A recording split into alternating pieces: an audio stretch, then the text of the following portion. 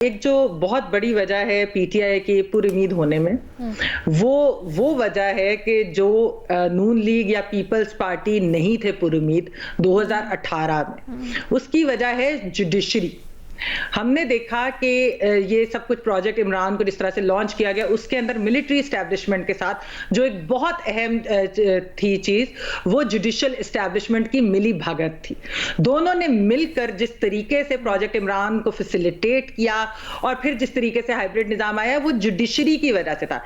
इस वक्त जो हम देख रहे हैं वो ये है कि जुडिशरी के अंदर उस तरीके की वो मिलिट्री एस्टैब्लिशमेंट के लिए सपोर्ट भी नहीं है, और एक हमें नजर आता है कि जो फैसले हो रहे हैं, जिस तरह की चीजें हो रही हैं, अगर आप हायर जुडिशरी की मैं बात करूं, सिवाय एक सिंबल के फैसले को लेकर बाकी अगर आप तमाम फैसले देखें कि उसके अंदर किस तरीके से रिलीफ भी दिया जा रहा है, यानी वो किसी पेशावर हाई कोर्ट हो, दूसरी हाई कोर्ट से, उसके अंदर से क्या हो रहा है, बेल्स भी मिल जाती है, रिलीफ भी मिल जाता है उनको हायर कोर्ट से।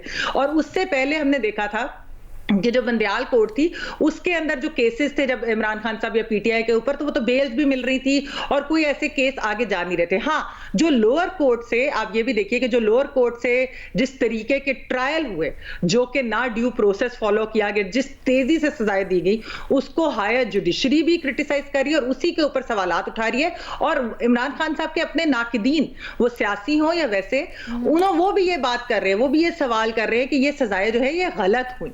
तो ये जो सारा कुछ है, शायद जो एक उम्मीद की किरण इनको नजर आ रही है, वो जुडिशरी से आ रही है, और इसी वजह से आ रही है कि ये जुडिशरी इस वक्त मिलिट्री एस्टैब्लिशमेंट के साथ मिलकर कोई गेम नहीं खेल रही, कोई इस तरीके की चीज नहीं करी, मिली भगत नहीं है उनकी।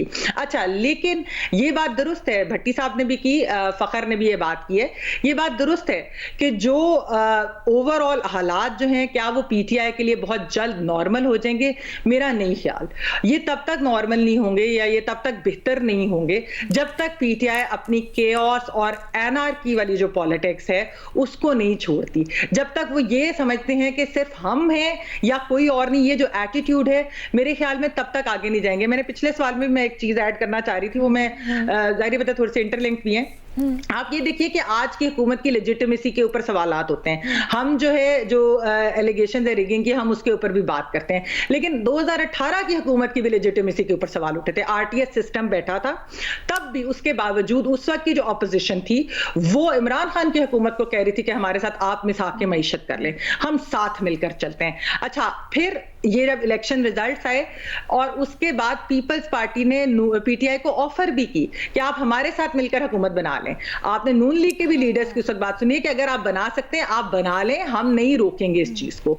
लेकिन पीटीआई का ये है कि सिर्फ हम होंगे, यानी कि ओवरऑल सिर्फ हमारी हुकूमत। दूसरा अलीना, एक और भी उनका मसला है, ये अपने नाकदीन के साथ या अपने जो है अपोनेंट से आते बिल्कुल नहीं चल सकते। अभी कल ही आपके रिपोर्ट कार्ड में भी डिस्कस हो रहा था, मौलाना फजलुर रहमान जिनको वो चाहते हैं उनके साथ तहरीक चलाएं, उन्हीं के ऊपर किस किस्म की वो बातें करते हैं। यानी एक दिन फोन कॉल होती है, दूसरे दिन वो इस तरह से करना शुरू होते हैं। ये जो एटीट्यूड है ना पीटीआई का कि किसी और के साथ हमने नहीं रहना, केओस फैलाना है तब तक कि जब तक हम हुकूमत में वापस ना आ जाए, जब खुद भी हुकूमत में वापस आते हैं तब भी वो अपने पोलिटिकल ओपोनेंट के साथ यही चीजें करते हैं। वो उनके साथ अपने लिए ये डैमेजिंग है उनके, बल्कि ग्रेटर अगर उसमें पिक्चर में देखें तो ये मुल्क भी इस तरह से इस पॉलिसी से मफलूज रख रहा है। परमानेंट हो गया है।